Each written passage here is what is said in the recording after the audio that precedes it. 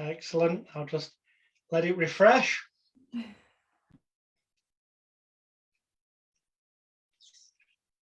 Because like myself, I have some colleagues who are, shall we say, modern technology challenged. Jonathan Royle, I've appeared, so I'll just click share on that, and then I will close that window so we run better here and come back. Share now, public, yes. I do believe I have done. 1 minute past 5, so give it another 30 seconds or so to let people arrive. And you may, well, it'll be recorded, so you don't really need a paper and pen, because obviously you can always watch a replay if you want to take notes. So just before I begin, I'd just like to thank very much the international practitioners of holistic medicine for giving me this opportunity to share some stuff with you today. Obviously, most of you already know, but if you don't know, people are seeing this on, why am I spotlighting? Am I in the center for everybody else? Because on my screen, I'm just at the top. Yeah, you're pinned. Okay. It just, God knows why it hasn't worked for me at this end. It's the view that you have it on. So if you go in the right corner and press view, yeah, and then put speaker view. I'm on speaker view, and I'm still at the top across. You're the big vision. Everyone said that you're the big one on the main screen. Okay. All right. Okay. Because I haven't pinned myself at this end. I've done it now. Right. Okay. We can start properly. Good afternoon, everybody. By birth, my name is Alex William Smith, but I am better known because I changed my name years ago as Jonathan Royle, hypnotist. And you can discover more about me later, if you so desire, on my main website, magicalguru.com. But please don't go there right now, because hopefully, as long as this share screen thing works for me properly, then hopefully you're going to see on screen, I hope, the words failure and pain at the moment. Is everyone seeing that? Yeah, we can see it. Excellent. Let's hope this works. Does it allow me to get to my arrow here? You see, as complementary or alternative medical practitioners, holistic therapists, call yourself what you will. I don't care if you're a reflexologist, an EFT tapper, hypnotherapist, a sound bath person, a herbalist. I don't care. I don't mean in the sense that I don't care about what you do. What I mean is it doesn't matter what it is you do. All of it, when your clients come to you with a health habit, addiction, fear, phobia, or a health issue, an imbalance, call it what you will, somewhere within their mind or body, whether they're consciously aware of it or not, is irrelevant. Somewhere, generally an unconscious, subconscious, buried kind of, if you like, in the human computer bank's hard drive, hidden away like a virus, is some sort of negative program that's running, and it's put them in a position where currently, because they're not doing something they want to do, or they're doing something they no longer want to do, one or the other, somewhere there's some feeling of failure or pain or disappointment running within them. And that is because at some level, and this applies to any issue from A through to Z, whether it's psychological, physiological, or both, that is because they've got an imbalance in them and a sense of failure. So within them somewhere is some level of frustration, aggressiveness, insecurity, loneliness, uncertainty, resentment, or emptiness. As I say, these are things that can be running at an unconscious, subconscious level in the background, like a virus on a computer, without them consciously being aware. And they're things that could have been hanging around for years from childhood, which I'll come to later. And unfortunately, if they do come to you with an issue, it will be because they're imbalanced in some area of what I call Royle's hierarchy of human needs. Now, you may have already heard of Maslow's hierarchy of human needs, the need for shelter, food, and protection and safety and things, but there's human needs as well. And every human being, whether they're consciously aware of it or not, to operate at full effectiveness, to be able to be fully in control of their mind, body, physiology, and their health and everything in a positive manner, they need to feel, and the key word there, feel, it doesn't have to be reality, as I'll come to later, but they just need to feel as though they are loved, wanted, needed, appreciated, cared for, cherished, and valued. Now, they may sound all very similar, but in actual fact, if you get a dictionary and a thesaurus and take those words, which are loved, wanted, needed, appreciated, cared for, cherished, and valued, you'll see they're all very different indeed, because some of them relate to people's self-confidence levels, some of them would relate to their self-image, the way they see themselves, some to their self-esteem, the way they feel about themselves, and some to their self-control, or you could call it willpower, okay? So if there's any imbalance in any area of those 7 things, loved, wanted, needed, appreciated, cared for, cherished, and valued, it will have a negative knock-on effect on their self-confidence, their self-image, their self-esteem, and or their self-control. It doesn't have to be all of them, it can be one, or it could be a bit in all of them. It's different for everybody. That's what makes each client individual, but it's guaranteed to have its roots somewhere in these. And that will affect and infect that person's, in a negative manner, knock-on effect, their self-worth, their self-respect, their self-love, and their selfishness. And I mean positive selfishness. Kind of like when you're on an aeroplane and they tell you at the start that in the case of an emergency, put your oxygen mask on before you do your children's, because if you were to think you were doing the best thing by putting your child's oxygen mask on first, while you're putting the first child's mask on, you could pass out and not be able to help the other children. So you have to be selfish sometimes, put your mask on first, so you're fully capable of helping other people. So sometimes positive selfishness, putting yourself as number one, is actually the positive thing.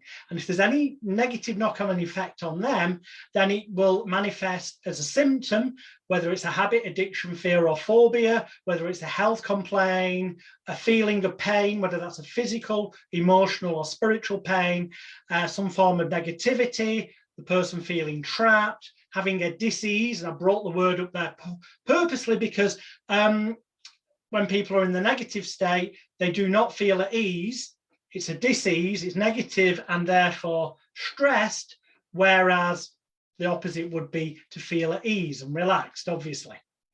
And that can knock them into self-destruct mode, which at the total mega extreme end of things can lead to crime, self-harming, which doesn't have to be cutting yourself and mega serious. It can be smoking too much, drinking too much, gambling too much, drugs, which again doesn't necessarily mean heroin. It can at one end, but it could also just be smoking, or it could be the drug of the hit of eating sugary, fatty foods. Can manifest in so many different ways, some of which you just see passing you on the screen. Some severe examples, obviously the most severe being suicide, which somebody correctly once said, suicide is a very permanent solution to what most always is just a temporary problem. And you know, somebody who survived jumping out of a block of flats, if you search the internet, you will find that this genuinely happened. Somebody from about a 20-story block of flats actually survived, broke every bone in the body and stuff, but in hospital, when they're asked about it, they said, you know what, the moment I jumped out of the window, I realized I only had one problem in life, and that was that I jumped out of the window. Can cause trauma, post-traumatic stress disorder, or those can be the underlying things that have caused the imbalances that we've spoken about before. And it can cause fear. Now, that doesn't just have to be phobias. It can manifest in many different ways. And fear, in this acronym, stands for false evidence against reality, or false evidence appearing real. It can also stand for F as in the swear word with 4 letters, F everything and run, or face everything and rise. Hence, surrounded by it, you can see it says fight, flight, freeze and shite. Because people may have heard of the fight and flight syndrome, where you either stay and fight and hopefully win the battle, or you run like the clappers because of all the extra adrenaline that's been released into your body. But actually there's 2 other elements to that, which is freeze, where you end up freezing thinking, do I fight? Do I run? And it's too late, or it would have been in dinosaur days because you get killed while you're in freeze. But there's also the shite, which is the natural body's release of defecation, and that was inbuilt in nature to create a sting, to hopefully make the dangerous wild animal that might have been about to attack you hopefully be repelled by that. Unfortunately, or rather fortunately in many ways, we don't live in a world like that anymore, where we're going to get attacked by saber-toothed tigers, but unfortunately we haven't been rewired. We're still running the same operating software, and so our reactions to things that, when we finally become consciously aware of them, which is where we're heading with this, we can end up laughing at ourselves and going, why did I let that bother me for so long? Well, it's not that you let it, you had no choice. If it was running in the background on the computer like some kind of virus that had seeped in there and was running the hard drives of your personal laptop computer, you didn't have a choice until you get in there, kind of using mind hacks to get into the personal laptop computer, remove the virus, instill new positive programs, and then that can let you move forward and overcome what are often, more often than not, childhood anchors. And I say more often than not, it always is to some degree. Now, the reason I say it always is because either A, it will be the childhood experience that was experienced as being traumatic, but as an adult, when re-experienced, you can often laugh at. So I'm not talking about children who have been unfortunate enough to suffer physical, mental, verbal, or sexual abuse. Although if that's occurred in childhood, wow, then the need for inner child therapy to help them offload all that self-blame, shame, guilt and regret that they're probably walking around with is even more vital. But most of us fortunately don't experience the major end of things, but we do get maybe the odd misplaced comment said to us. But as a child at the time, in that moment, it cuts to the core and it goes into the personal laptop computer, because we're in the formative years of birth. Sigmund Freud, or Sigmund Freud as more people know him, kind of said that was 0 to 7. In my experience, it's birth to around the teenage years, and then we kind of get frozen in time. And that's what we're working on in terms of what's in our personal laptop computers. And if there are any negative reactions or reactions to things from birth to teenage years, and Christ, even if it's only during puberty, the confusion and disorientation of how life changes is bound to cloud issues of later life if those are the programs that are running. So there's always some kind of childhood anchor, whether it's just a little one of readjustment and having seen things through a child's eyes that's got locked into the computer bank, so that in later life we're seeing, without consciously being aware of it, situations through the eyes of the child rather than an adult in our unconscious mind. And our unconscious overrules our conscious efforts, and thus, sadly, I'll jump the APET one, and has a negative effect on our emotions. E for energy, motion is movement, which will become relevant in a minute, because the movement, the direction, the vibration, the frequency, call it what you will, of the energy in your body, when you've become addicted to a habit, addiction, fear or phobia, or you've got a negative emotional reaction to something, or you've got a blockage in life due to some sort of negative anchor from childhood, or even if it was only from an adult experience, the point is that something is fixing the motion of the energy, the emotions connected to that, to stop you moving forward in the way that you desire to now. And we need, as a therapist, or if you're doing it for yourself, to change the direction, change the frequency, change the vibration. change the energy and change your intent, but not just consciously. There's only so much you can do consciously, because when your conscious mind and your imagination, the unconscious, subconscious mind, are in conflict, the imagination will always win, because that is what is controlling your personal laptop computer. So with that in mind, you can have all the conscious effort in the world, and loads of people, for example, stop smoking because they consciously go, I'm not going to smoke today, and they have cravings and they go, no, I'll not have one. But sooner or later they relapse. Or if they don't relapse into smoking, they get symptom substitution, where the underlying program that's running that caused them to smoke manifesting some other way, perhaps by getting them to eat more instead, or to bite the fingernails. Because the underlying problem that caused those symptoms to manifest, or that need, hasn't been dealt with. And because they're in a position where they're sad. SAD can stand for seasonal affective disorder, or social anxiety disorder, or as I'm portraying it here, as stress, anxiety, depression. But this can be running unconsciously without them being aware of it, because of the things that were instilled in childhood, or if it gets really bad, then it can seep through into the conscious, and that's when it can cause all manner of issues. So the solution, and it's easier said than done initially, don't worry, I will give you details at the end of how to make it more attainable, rather than seeming something that's a bit airy-fairy. But ultimately, we need to make that person feel. And it doesn't have to have a basis in reality, because their unconscious, subconscious mind is like a computer program. It doesn't know the difference between something that's imaginary or real, which is why we can replace real memories of the past that have got negative overtones, and we can go in and reprogram them, remove them, and replace them with memories of the past, apparently, whereby the reaction is one that's positive, because what they end up remembering and reacting to as trigger points in the future is completely different, because we replaced it with something purely imaginary for their positive outcome. Because the imagination always rules the conscious intent. So feelings are, to a degree, imaginary.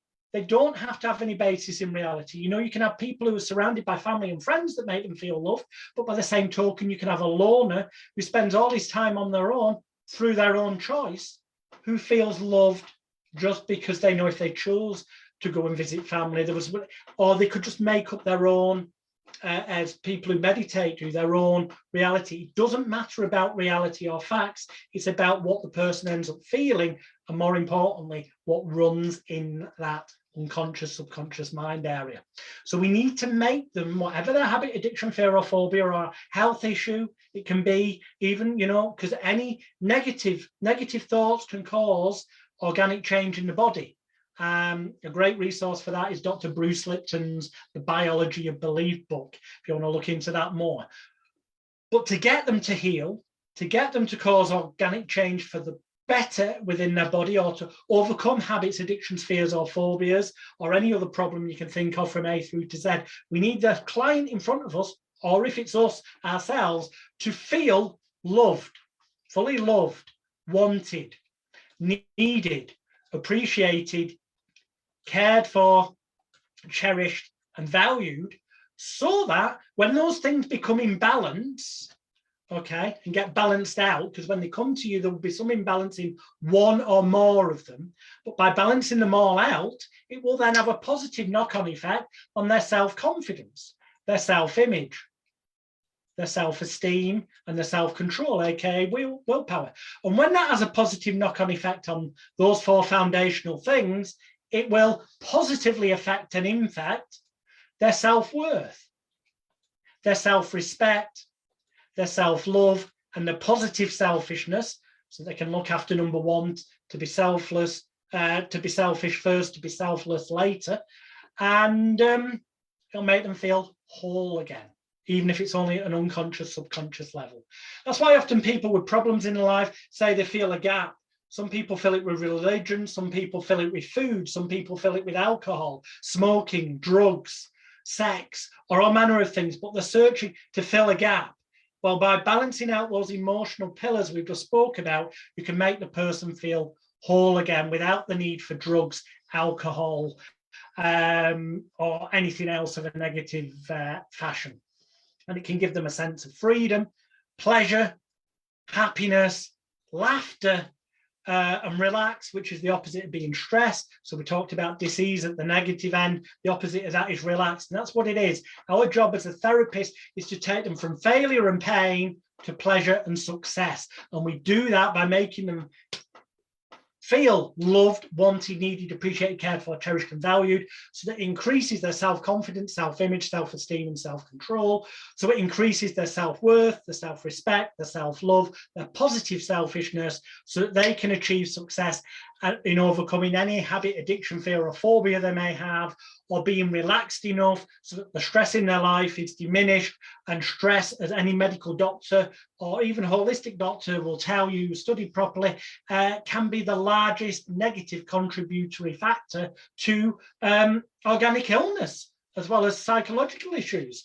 So when you can remove the stress, instill laughter, relaxation, pleasure, and pride, then success, a sense of direction, understanding, courage, calmness, esteem, self-confidence, self-acceptance can positively take over.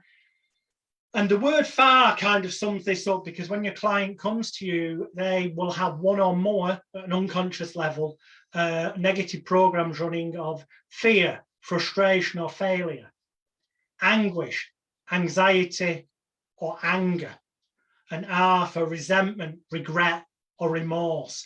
And when we help balance out those emotional things that I talked about, which we can use NLP, hypnotherapy, we can use Reiki, we can use reflexology, it doesn't matter. Whatever complementary alternative medicine you use, by giving person attention and time to focus specifically on themselves, whether you're already aware of it or not, as a therapist, you're helping them balance those things out, so that then the F can become forgiveness. The A can become acceptance. The R can become forgiveness, acceptance, realization, and release, letting go of those things that once held them back in the past, so that they can let go of all that self-blame, self-shame, self-guilt, and self-regret that they've been carrying around. Because deep down, consciously, most people have been thinking, I could change this for myself, and they kind of could have done, other than the negative program running in their unconscious mind. They need, and that's to change that's powerful enough to motivate them to do it. They need permission to change, so they don't feel bad for not having done it sooner. And that's what we do. We give them a safe environment to change. And that little word, the Samaritans at the bottom, is to remind me of Chad Vera, who founded the Samaritans, who coined the phrase, don't just do something, sit and listen. In other words, give the person time, make them feel special, because that then makes them feel loved, wanted, needed, appreciated, cared for, cherished, and valued, and has an automatic knock-on effect on all those emotional things I talked about before. And when they balance out, so that they're running positive programs in their unconscious mind, positive thoughts there become conscious positive thoughts, become conscious positive actions, which bring conscious positive results and positive knock-on effects. We need to instill in them a belief that they can change, an expectancy that they can change and will change. And we need to use some kind of important seeming ritualistic process to fixate their conscious mind, focus their attention of their conscious mind, which has been getting in the way of them moving forward in the past, on one thing. And a great can be some form of relaxation process, whether that's reflexology, massage, aromatherapy, hypnotherapy, it doesn't matter. All of these have got some kind of important seeming ritualistic process that the client can consciously focus upon. And that relaxation itself, pushing aside the worries, stresses, fears, and apprehensions of days, weeks, and months, and years gone by in the therapy consulting room, is massively healing on a physiological psychological, and even biological level. And I refer you to the book, The Relaxation Response by Dr. Herbert Benson, a medical doctor who tells you the benefits of relaxation physically, psychologically, physiologically, but basically on all possible levels. Time is the great healer, they say. Well, it is when you're giving a person the focus of your time and energy and intent that they will get better through that important seeming ritualistic process, because it transmits to them, your confidence that it will work transmits to them and helps them to relax, so that the conscious mind can focus on the ritual, which allows their critical faculty, analytical area, I'll jump that one for now, we don't need them now, to be bypassed, the critical analytical area of the brain, so that you're positive, whether they're verbal suggestions or non-verbal. Now, hypnotists use verbal suggestions a lot, but you know, a masseuse or a reflexologist uses non-verbal suggestions just by having that confidence in themselves that this is going to work, and that sincerity. That body language will transmit an intent to the client, which is a non-verbal suggestion, and this helps trigger the placebo effect. Because placebo is not a negative thing like people think. In fact, placebo is the key to all holistic medicine, all complementary alternative medicine. And when you understand the placebo effect more fully, it helps you to be a better therapist and get more rapid, long-lasting results. The opposite of the nocebo effect is when the client doesn't believe something will work for them. So they've got to have total faith and conviction in you as a therapist as well as what you do. And that's where your advertising comes in. Okay, now there's a thing you may not have heard of, or you may have done, called the Galatea effect. And this is effectively internalized self-fulfilling prophecies. It's that little voice in your head that at the job interview says, I hope I don't get nervous and say the wrong thing. And because you're giving yourself that negative internal talk, you end up being nervous and doing something silly. Equally, if you are giving yourself an internal voice that's going, I feel fantastic, I no longer need those sugary or fatty foods, then you're more likely to actually, as long as you've reprogrammed the subconscious laptop computer as well, you'll then be running in harmony and more likely to have that occur as reality. So when people come to you as a therapist, the only reason they've got a problem is because somewhere, even if it's only unconsciously, is because they have a level of self-doubt. And those self-doubts, or the other things I've spoken about that are imbalanced, the way to remedy that is through the Pygmalion effect, which is hanging around the right people, people that believe in them. So you as the therapist will transmit to them the fact that you believe your therapy works. Your advertising shows social proof and videos from past clients saying how their lives have positively changed for the better. So when they get in your consulting room and they're around you, or even if they're online with Zoom with you and they feel your energy because of your voice tone, your body language, your non-verbal suggestions of confidence in what you do, and the proof they've seen from past clients, you become that person that believes in them and that it's going to work for them. And it triggers off the Pygmalion effect, which also is why we need to avoid negative people, or the opposite occurs where it has a negative effect on people, the Gollum effect as it's called. So the Galatea effect, which you can do more research on, kicks in from the Pygmalion effect. You need to believe in the client and transmit that belief to them so they feel it, and they kick in the Galatea effect of internally saying to themselves, I believe this will work, I expect this to work, and that will trigger the placebo effect, which will then become reality for them. This is another way of summing it up, is that the other person believes in you, so you're the therapist, the client's there, so you as the therapist are the other person that believes in them. The client's brain responds to the non-verbal and verbal suggestions, the body language. That new belief is internalized.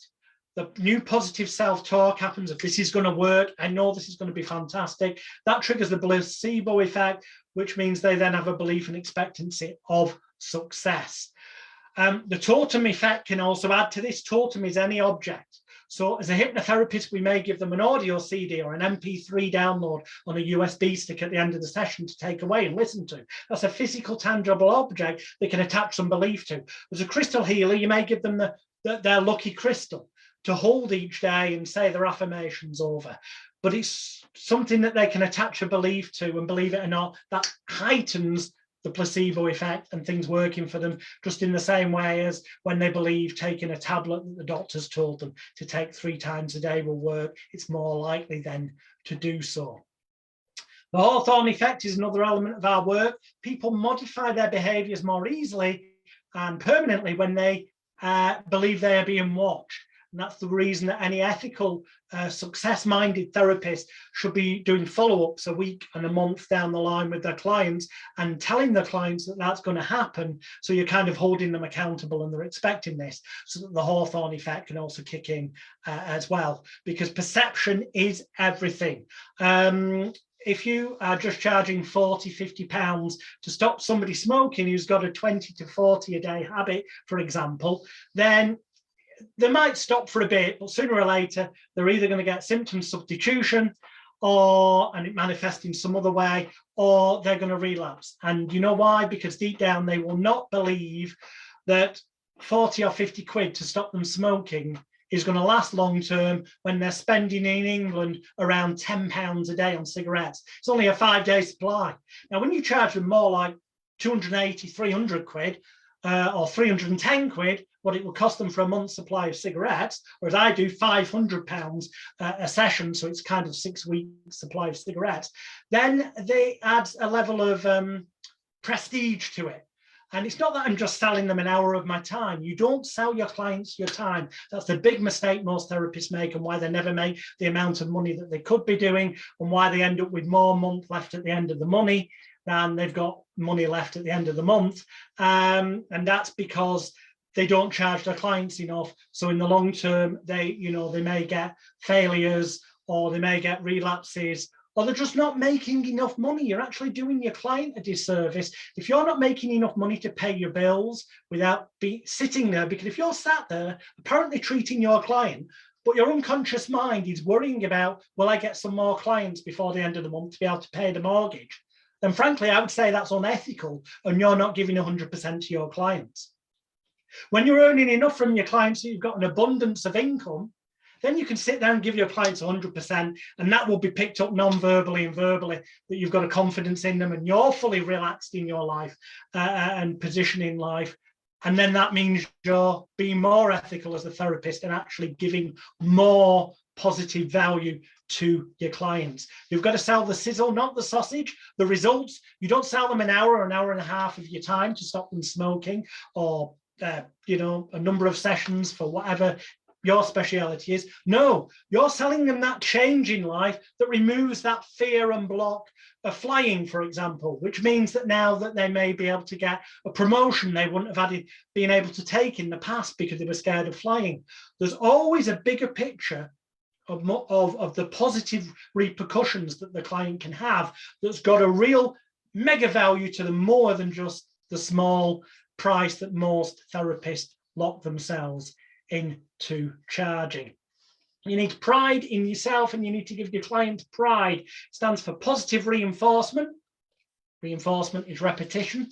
Internal dialogue, that voice in your head. Enhanced energy, emotion, movement. I'm not going to repeat those anymore. I think my slides for now, and I'm going to finish with the slides with this one, and that is the reminder that what I've just said before is kind of summed up by the Whitney Houston song, The Greatest Love of All.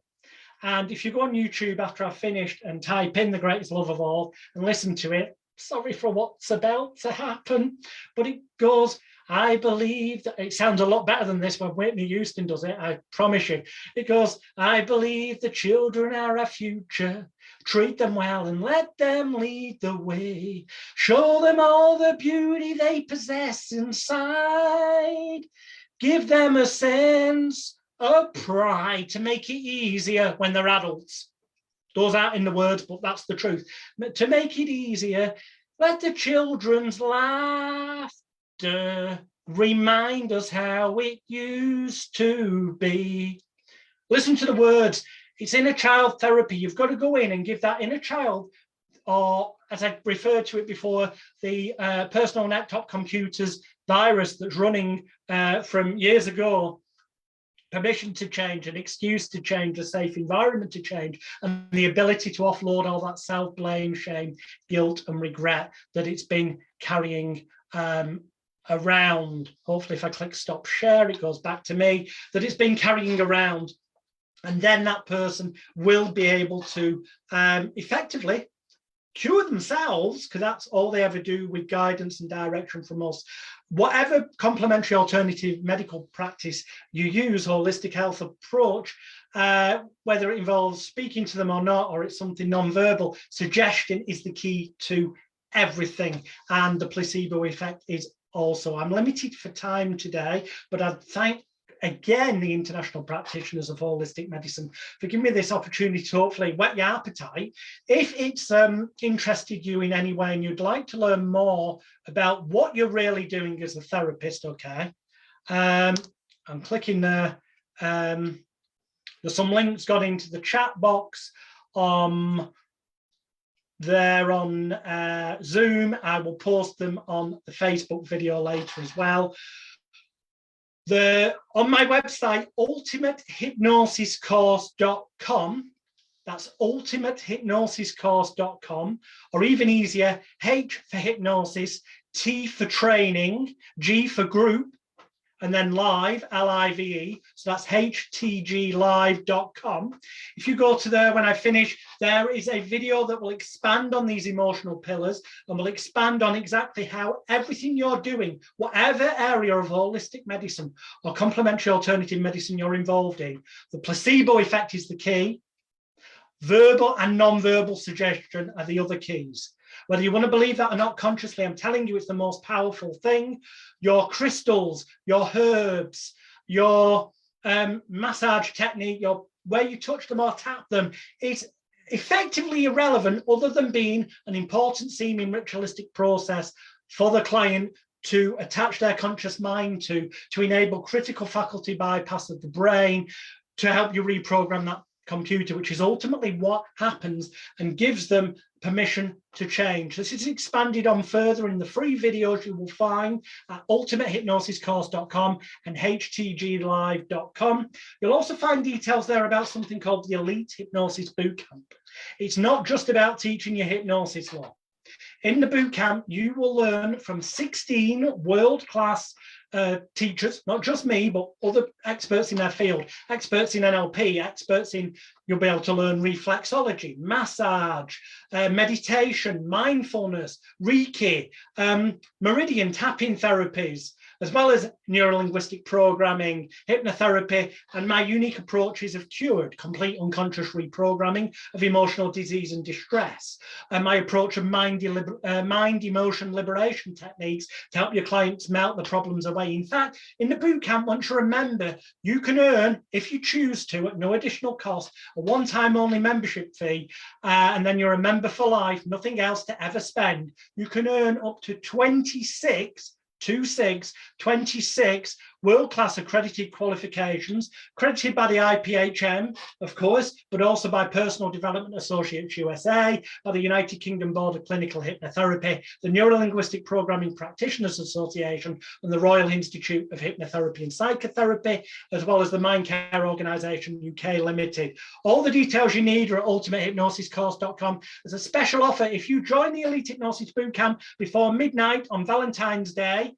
And when you make payment, you send me a note saying, I'm a IPHM Fest attendee, I saw the video, then not only will I give you a lifetime membership to the Elite Hypnosis Bootcamp, details of which are at ultimatehypnosiscourse.com, but I will give you a free ticket to my 4-day online time transformation therapy mind hacks for the future course, taking place at the start of March via Zoom. And if you can't attend live, you will get the replays of that afterwards. And I will also give you a bonus extra days of training.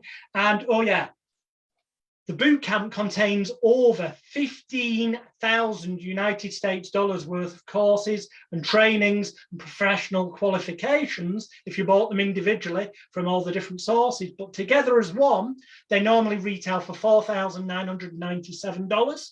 I've heard people say today that they want to make it affordable. Boom. I have done. ultimatehypnosiscourse.com. Go there till midnight on Valentine's Day. You'll see you can get the lot for £397 United Kingdom sterling. That's lifetime membership to the boot camp. That's your free ticket to the Zoom event in March. That's access to earning 26 world-class accredited qualifications where you're encouraged to earn as you learn. And it's also all the training materials, whether you want to learn hypnotherapy, reflexology, or anything that's taught in the boot camp or not. It's worth joining the boot camp, whatever your complementary alternative medicine background, just for the putting yourself on the map. MAPP, marketing, advertising, publicity, and promotion. We teach you everything you ever need to know about press releases, internet marketing, creating multiple passive income streams on the internet, and how to earn more money as a therapist with your existing modalities than you ever thought possible. And best of all, it comes with a full 1 year, 100% satisfaction money-back guarantee, the likes of which nobody else on the planet is offering. One that guarantees you will earn at least £12,000 United Kingdom sterling more bottom line profits after costs from your therapy skills in the 12 months after you've joined the boot camp than you did in the previous 12 months, or 100% of your money back. Search around, try and find somebody who'll teach you more of value and give you such a guarantee you can't. ultimatehypnosiscourse.com. Check it out. Thank you very much, everybody. And yeah, thank you once again to Siobhan, Trish, Joe, and everyone at the International Practitioners of Holistic Medicine for this opportunity. Thank you to all the speakers this weekend, many of whom I've dropped in and out on Facebook watching for their wonderful talks. And yeah, whatever your modality, check out ultimatehypnosiscourse.com. Thank you from me, and I'm going to hand back to Siobhan. Oh, thank you so much. That was an amazing session. Thank you. Thank you.